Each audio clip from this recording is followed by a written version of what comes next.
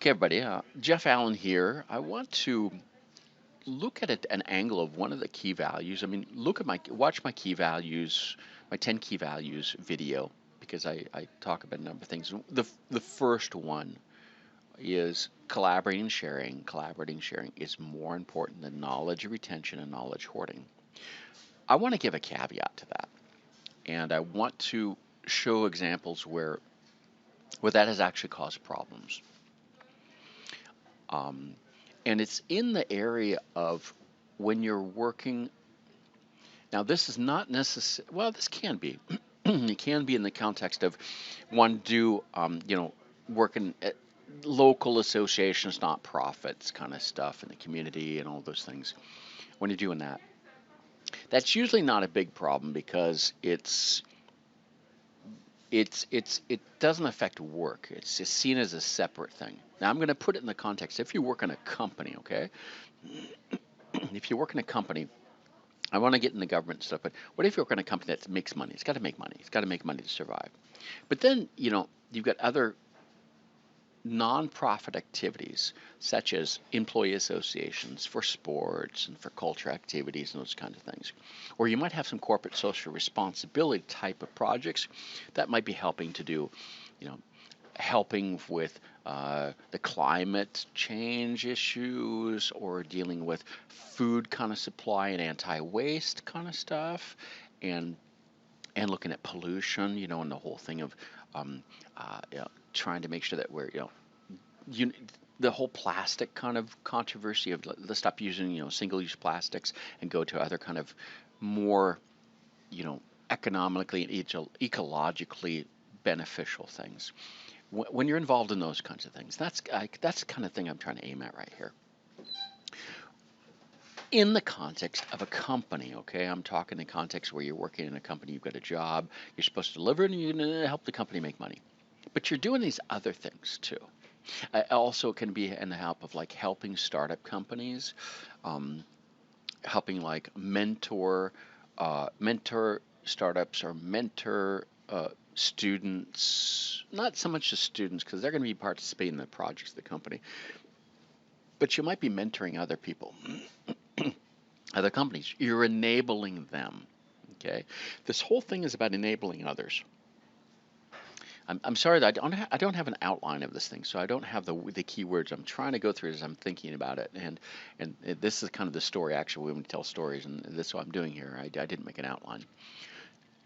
It's when you're enabling others to be successful, but it's not for your company. Okay, this is the real key. And what I've seen is the negative aspects of this because I do believe in this. I do believe it, but I'm going to show the caveat of this, and I'm going to explain why this is important to be careful because of those of us that have been doing it and those of us that are getting into this. I kind of want to warn you to what you're getting, what things to avoid, or kind of pitfalls to kind of avoid as you're going through this and getting involved in this and doing it. Okay, especially young folks. Um, I found in the past. Now, I was the president of the Employees Association here at the company I work at. We got like 2,000 employees here on site, so we've got big sports employees association who have big culture activities one. So I was the president of the culture activities one for 5 years.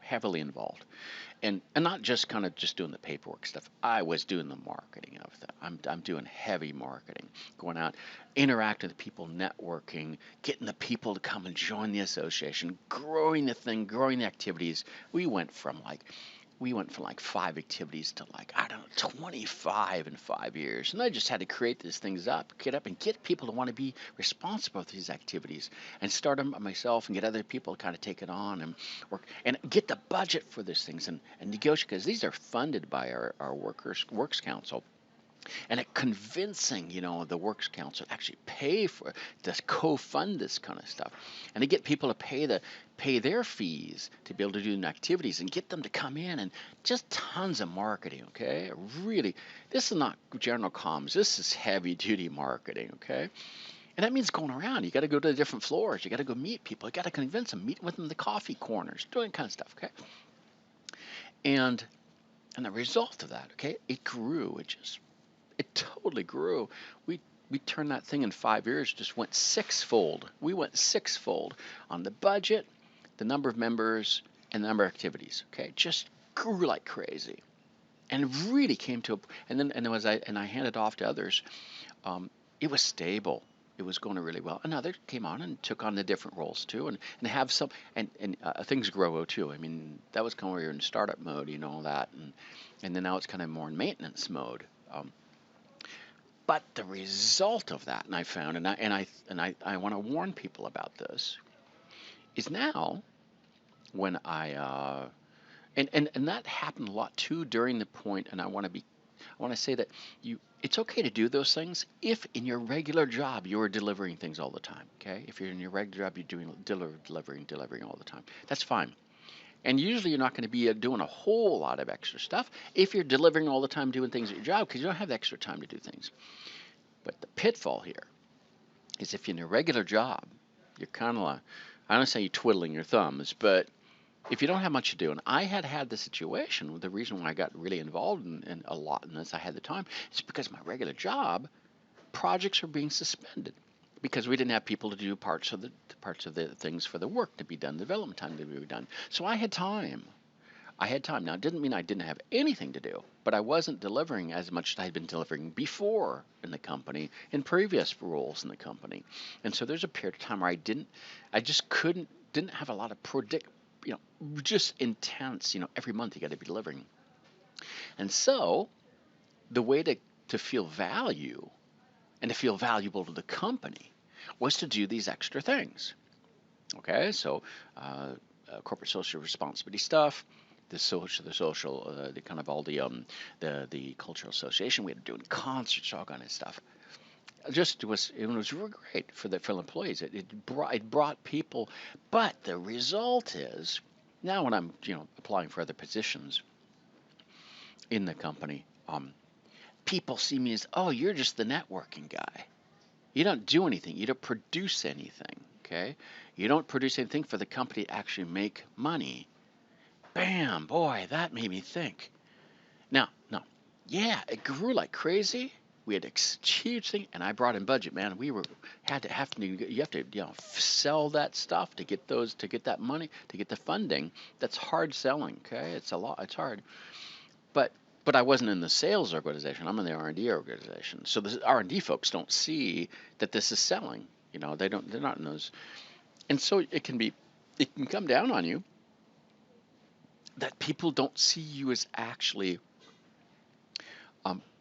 being part of the value of the company making money. And so when you want to go now to apply another job, they don't see the value of it. And they're going to say, wait a second, you don't deliver anything. Well, it's not true. I've been delivering other stuff or delivering things in a completely other context. And not even just in those, delivering in other things that they're not aware of. And so what I want to do is just encourage you to think when you're doing these types of activities, you need to make sure you balance it. Okay, you need to make sure that it does not become. You be careful that it doesn't become your branding. Okay, I think that's what it's coming down here, because it became my branding internally, and did really well. But that branding actually has negative effects. If I want to apply for another job or in another position, that is actually part of the company and has a different role and that can have that branding can have negative effects on another position. So you really want to balance that. You really want to make sure that you're not doing it. You're not doing it so much that it becomes the only thing people see you as doing, or your main thing. You don't want it to kind of overshadow your regular job that actually you have goals with, and you want to make sure that you are delivering. If you are not delivering your job, get another position in the company. Okay, really find another position, because it's going to cause. Because then you're going to be searching and trying to do these other things to show value of the company, but those aren't going to replace the actual job thing. When you're applying for a new position, they're going to want to know what you did in your previous position. If your previous position you're not delivering and the people aren't seeing it, then it's going to be really hard to say, yeah, but I was doing this other thing. Yeah, but that's not a money making thing. Okay, that's not not a money. I mean, it's not a company shareholders money making thing. Okay, and so But in the whole context, we all know that there's a lot of things about all these extra things. These, I don't want to call them extracurricular. I want to be careful with the terms I choose here. Um, these extra things that are kind of social impact.